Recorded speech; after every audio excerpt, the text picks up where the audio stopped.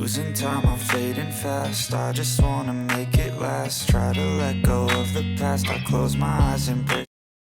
Hello everyone, welcome back to another video. This video is all about Australia visitor visa, how to increase the success ratio of this particular category which we are talking about, that is 600, subclass 600.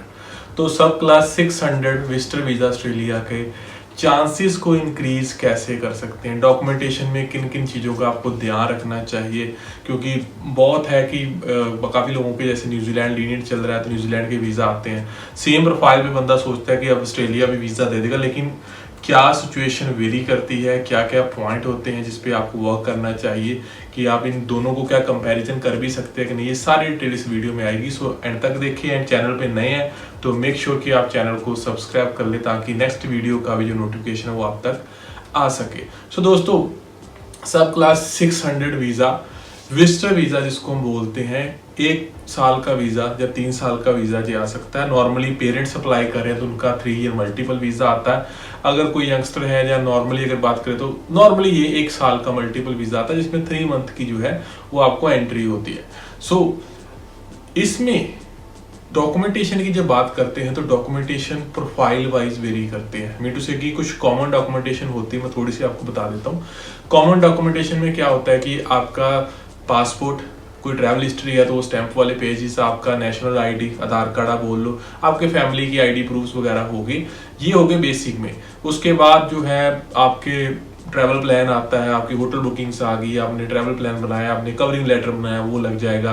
फिर आपके financial और funding में आपकी bank statement होगी, जहाँ आपकी जो और भी फाइनेंशियल है, पे स्लिप्स वगैरह हो सकती है, आपका कुछ पेंशन आ रही है उसके प्रूफ हो सकते हैं, फार्मिंग इनकम है उनके प्रूफ हो सकते हैं।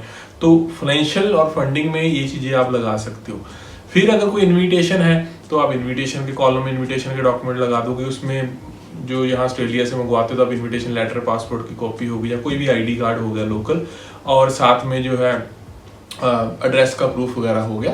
तो ये बेसिक चीज़ें इनफ होती है। बाकी फाइनेंशियल जो स्पॉन्सर है उसका फाइनेंशियल लगाना ये ऑप्शनल होते हैं। फैमिली स्पॉन्सर स्ट्रीम में मैंडेटरी, लेकिन नॉर्मल इन्विटेशन में ऑप्शनल होते हैं।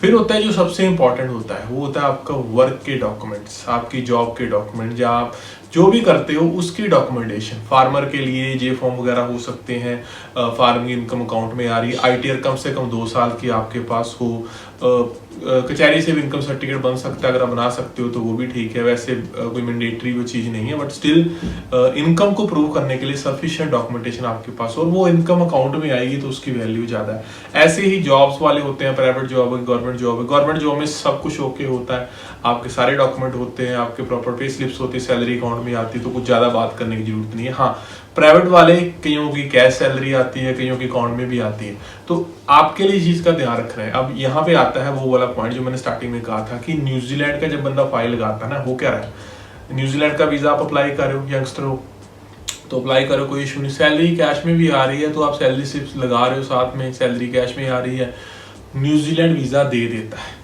तो होता क्या है कि बंदे का कॉन्फिडेंस डबल हो जाता है कि यार न्यूजीलैंड ने तो वीज़ा दे दिया, अब ऑस्ट्रेलिया भी इस प्रोफाइल पे वीज़ा दे देगा।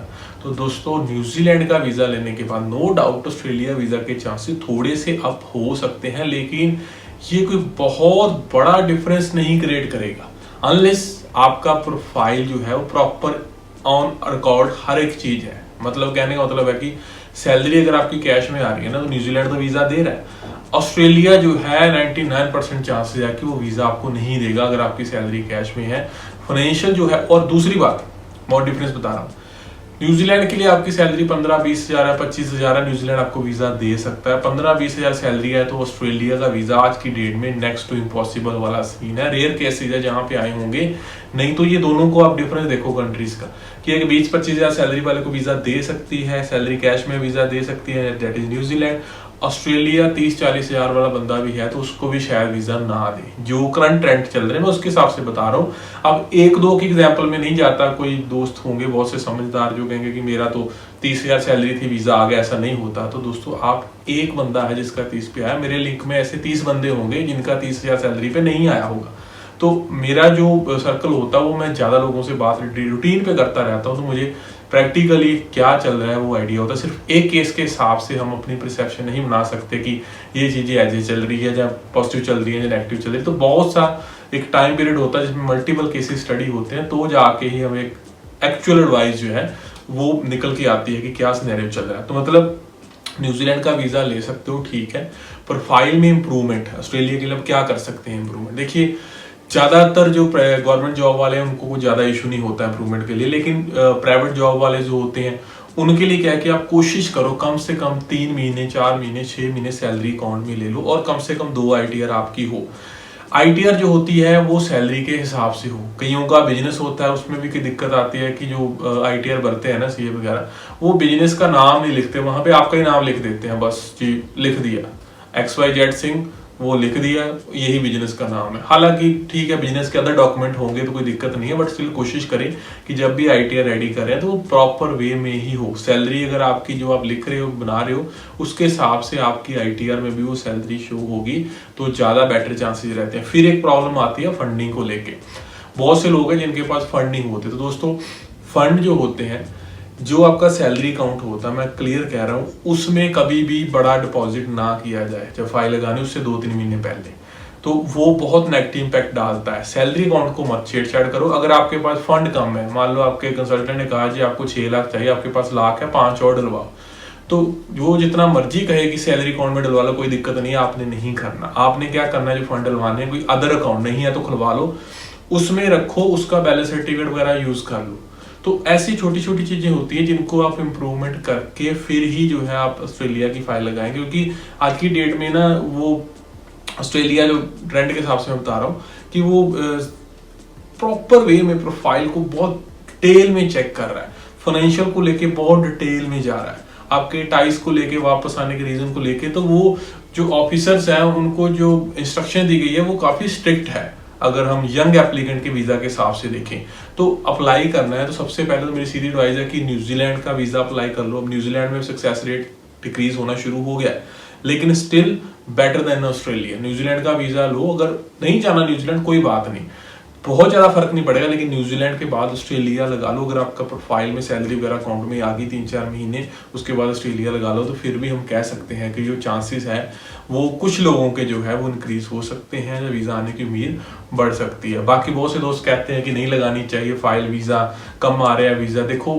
जो ट्रेंड होते हैं वो बहुत ज़्यादा चेंज नहीं होने वाले ऑस्ट्रेलिया के। मैंने बहुत स्टार्टिंग में कह दिया था कि थ्रू आउट ईयर ही ये ट्रेंड ऑस्ट्रेलिया का एवरेज रहेगा। बहुत से लोगों ने तब भी कहा था कि नहीं ऐसा नहीं है, ट्रेंड अच्छा भी होगा। तो फिलहाल ट्रेंड जो है वो एवरेज के आसपास की सिनेरियो में ही चलना है। पेरेंट्स को लेके कोई दिक्कत नहीं आ रही, वीजे आ रहे हैं। दिक्कत वही आएगी जिसने वापस नहीं आना, वापस आना भी हो, लेकिन अगर आप उस कैटेगरी से मैच करते हो जो वापस नहीं आती, मीन टू से यंगस्टर एप्लीकेंट जो होते हैं, तो वहां पे आपका रिस्क ऑलवेज रहेगा। आप ट्राई कर सकते हो प्रॉपर प्रोफाइल पे काम करने के बाद। और कोई क्वेश्चन होते हैं आप इंस्टाग्राम पे मैसेज कर सकते हैं। ऑन कॉल बात करनी है तो थोड़ी सी नॉमिनल सी फीस है, उसके लिए भी आप इंस्टाग्राम पे मैसेज करके इंस्ट्रक्शंस ले सकते हो। खुद जो अप्लाई करें वो एडवाइस जरूर ऑन कॉल गाइडेंस सर्विस लें, क्योंकि आप खुद अप्लाई करें तो आपको थोड़ी सी कुछ पॉइंट जो होते हैं जिनका ध्यान रखना जरूरी है, तो वो आप जो है ऑन कॉल डिस्कस कर लेंगे। मैं आपको डिटेल में बता दूंगा कि कैसे कैसे आप चीज़ों को प्रॉपर वे में प्रेजेंट कर सकते हैं, क्या क्या इंप्रूवमेंट प्रोफाइल में हो सकती है। और वीडियो के लिए चैनल को सब्सक्राइब कर लें। मिलते हैं नेक्स्ट वीडियो में। Till then bye bye.